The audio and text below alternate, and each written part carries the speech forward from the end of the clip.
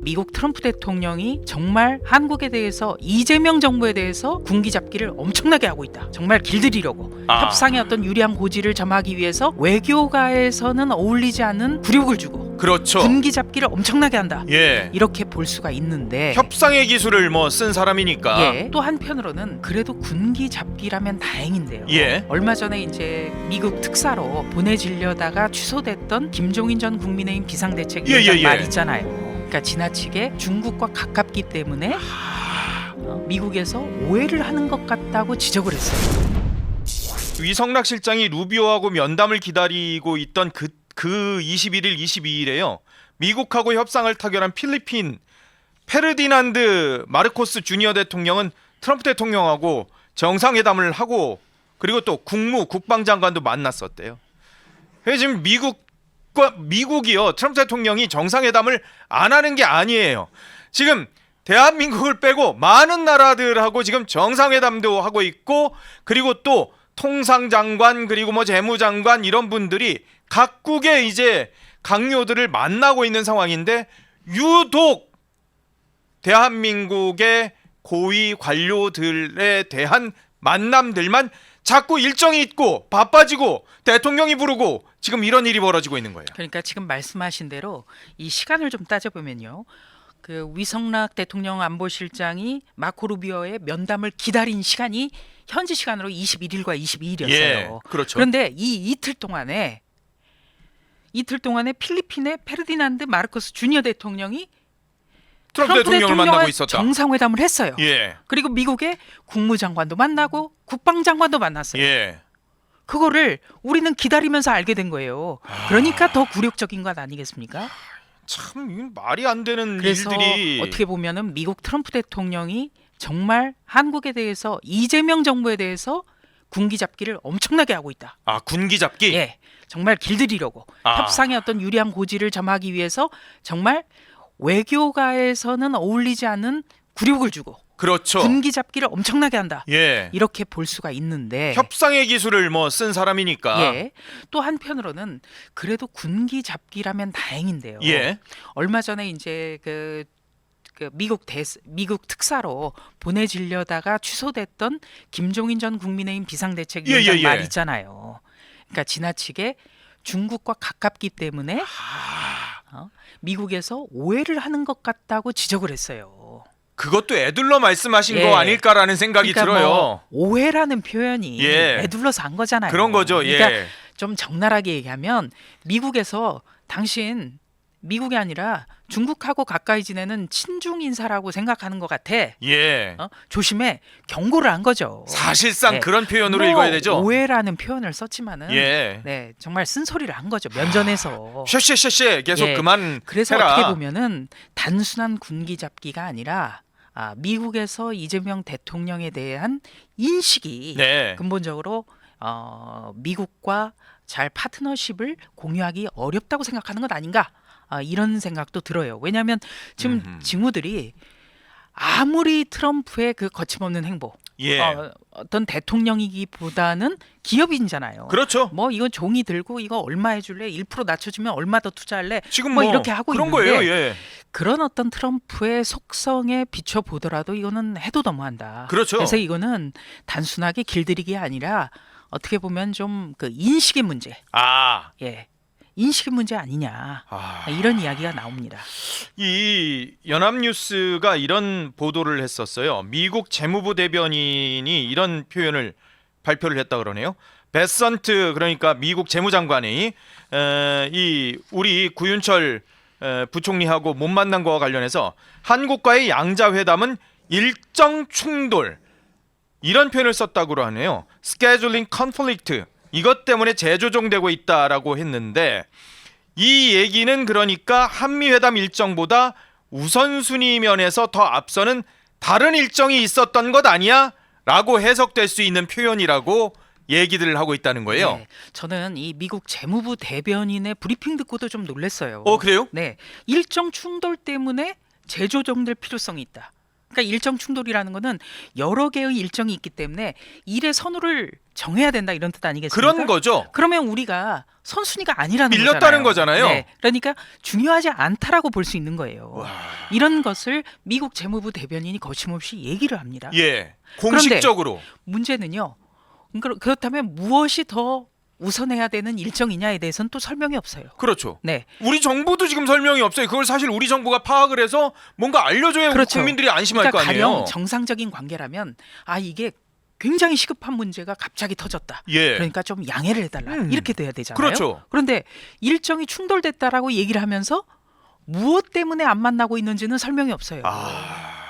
그러니까 이거는 외교가에서는 도저히 일어날 수 없는 일들이 지금 마구마구 일어나는 거예요. 그래서 참 걱정이다.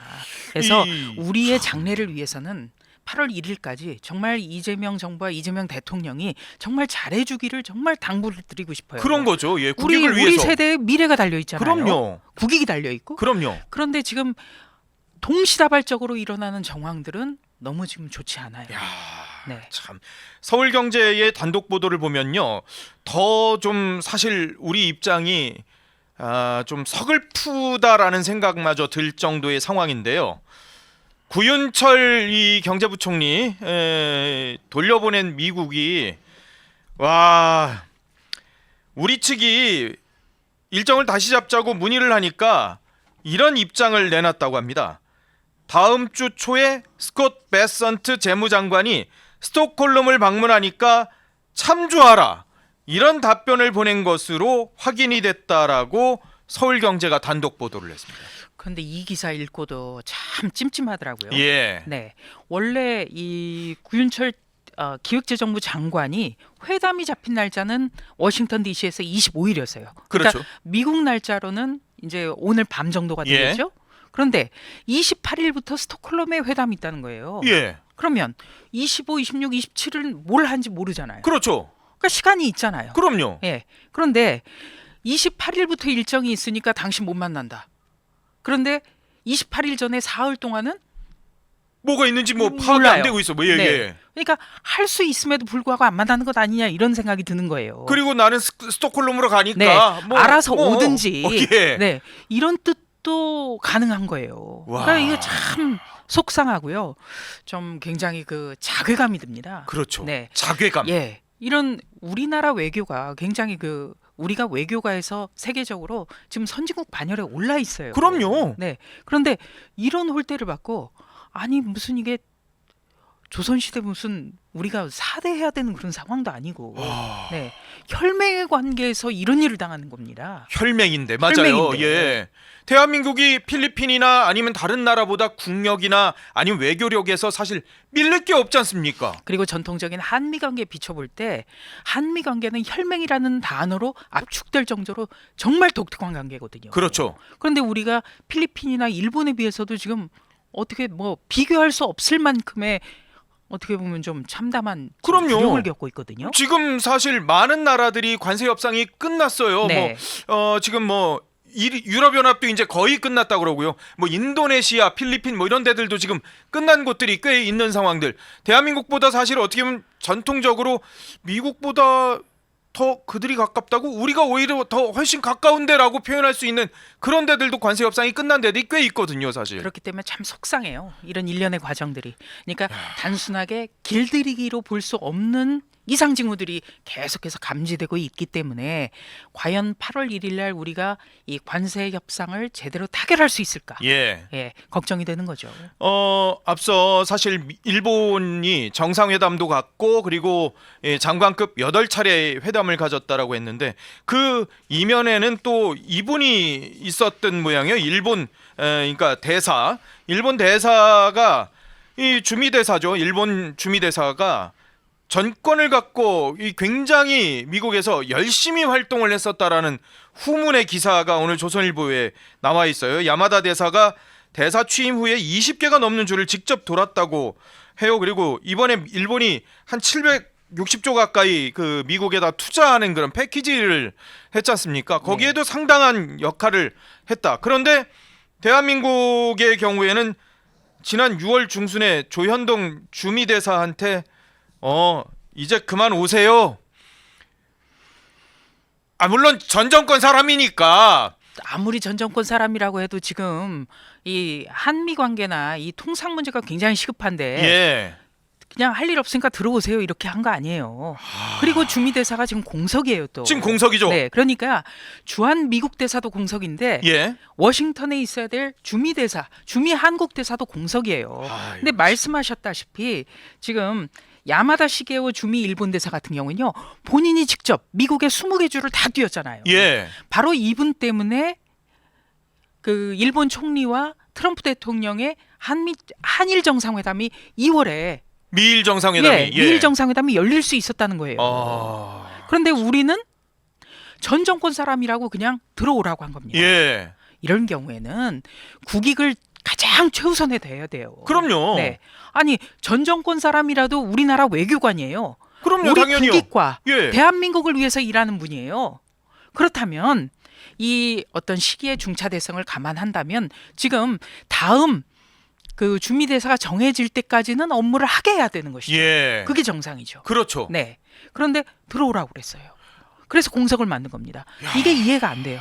그리고 지금 조태용 대통령 전임 그 국가정보원장 이분이 주한 대사도 했고요. 미국 대사도 했고요. 엄청난 미국과의 미국 라인이 통이죠. 굉장한 분이시죠. 외교부 있을 때부터 북미국장을 그럼요. 했고 계속 워싱턴에서 일을 했고. 그렇죠. 그런데 지금 특검의 수사 대상이라고 지금 압수수색 당하고 하고 있잖아요.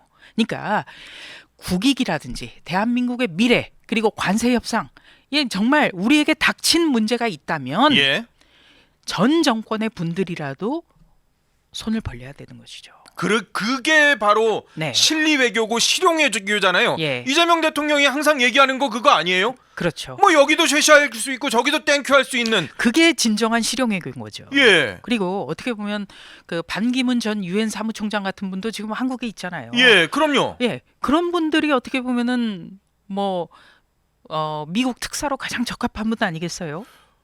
유엔 사무총장까지 하셨고 네. 미국에 워낙 오래 있으셨고. 대통령은요 국익을 가장 제일 순위에 둬야 돼요. 그럼요. 네, 무슨 전 정권 사람이다 이런 게 어디가 있어요? 이념과 정파가 국익 앞에 뭐가 그렇게 중요하다고요? 공직자는 유능하니까 어느 정권에서든 물망에 오르는 거예요. 일정 지위에. 예. 그렇다면 윤석열 정부의 사람이라도 지금은 어떤 공백이 있어서는 안 되거든요. 예. 그런데 지금 우리는 워싱턴 DC도 뻥 뚫려 있습니다.